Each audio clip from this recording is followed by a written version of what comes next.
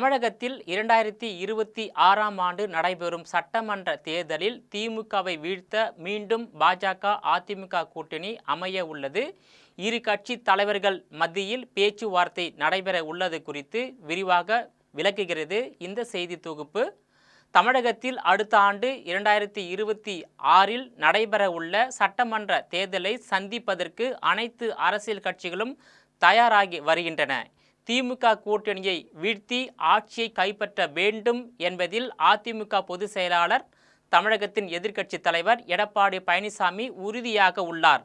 இதற்காக பாஜகவுடன் மீண்டும் கூட்டணி அமைப்பதற்கு அதிமுக திட்டமிட்டு உள்ளது. கடந்த சில நாட்களுக்கு முன்பு டெல்லி சென்று மத்திய அமைச்சர் அமித்ஷாவை சந்தித்த எடப்பாடி பழனிசாமி இது தமிழகத்தின் நலன்களை காப்பதற்கான சந்திப்பு என்றும் கூட்டணி பற்றி எந்த பேச்சுவார்த்தையும் நடத்தவில்லை என்று விளக்கமளித்தார். ஆனால் மத்திய உள்துறை அமைச்சர் அமித்ஷாவோ தமிழகத்தில் அதிமுகவுடன் கூட்டணி பேச்சுவார்த்தை நடைபெற்று வருவதாக வெளிப்படையாக அறிவித்துவிட்டார்.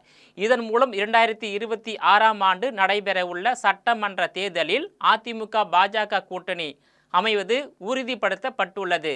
கடந்த 2021ஆம் ஆண்டு நடைபெற்ற சட்டமன்ற தேர்தலில் பாஜகவுடன் கூட்டணி அமைத்து தேர்தலை சந்தித்த அதிமுக நாடாளுமன்ற தேர்தலின் போது கூட்டணியில் இருந்து வெளியேறியது.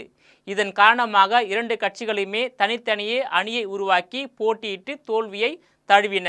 அது போன்ற நிலை அடுத்த ஆண்டு நடைபெறும் சட்டமன்ற தேர்தலில் இரு கட்சிக்கும் ஏற்பட்டுவிடக்கூடாது என்பதில் இரு கட்சி தலைவர்களும் உறுதியாக உள்ளனர்.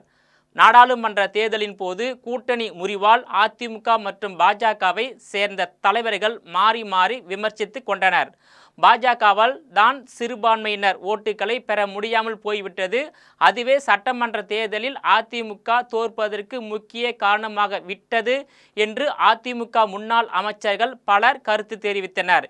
இதற்கு பாஜக தலைவர்களும் பதிலடி கொடுத்திருந்தனர். இது போன்ற காரணங்களால் இரு கட்சி தலைவர்களுக்கிடையே மனக்கசப்பும் ஏற்பட்டது. தற்போது மீண்டும் கூட்டணி பேச்சுவார்த்தை தொடங்கப்பட்டு உள்ளதால் அதிமுக பாஜக இடையே இணக்கமான சூழ்நிலை ஏற்படுத்த வேண்டும் என்பதே இரு கட்சிகளின் விருப்பமாக உள்ளது.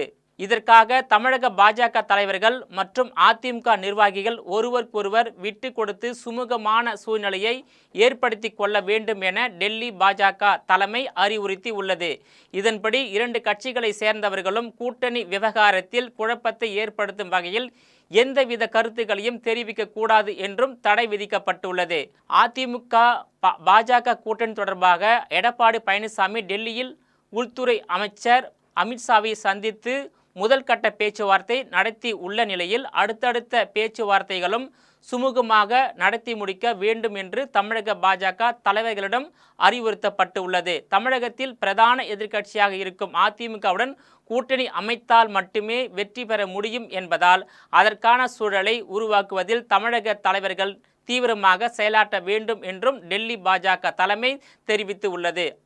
அதிமுக பாஜக தலைவர்கள் இடையே இணக்கமான சூழலை உருவாக்கிவிட்டு அதன் பிறகே இரண்டாவது கட்ட கூட்டணி பேச்சுவார்த்தையை நேரடியாக நடத்துவதற்கு முடிவு செய்யப்பட்டு இருக்கிறது. இந்த கூட்டணியில் பாமக, தேமுதிக உள்ளிட்ட கட்சிகளும் இடம்பெறும் பட்சத்தில் அது வலிமையான கூட்டணியாக நிச்சயம் மாறும் என்றே அதிமுக பாஜக தலைவர்கள் நம்பிக்கை தெரிவித்து உள்ளனர். அதிமுக பாஜக இடையிலான கூட்டணி பேச்சுவார்த்தை தீவிரப்படுத்தப்பட்டு இருப்பது தமிழக அரசியல் களத்தில் பரபரப்பை ஏற்படுத்தி இருக்கிறது. 2021ஆம் ஆண்டு நடைபெற்ற சட்டமன்ற தேர்தலில் பாஜக அதிமுக கூட்டணி 74 இடங்களில் வெற்றி பெற்றது. இதில் அதிமுக மட்டும் 65 இடங்களில் வெற்றி பெற்று வலுவான எதிர்க்கட்சியாக உருவெடுத்தது என்பது குறிப்பிடத்தக்கதாகும்.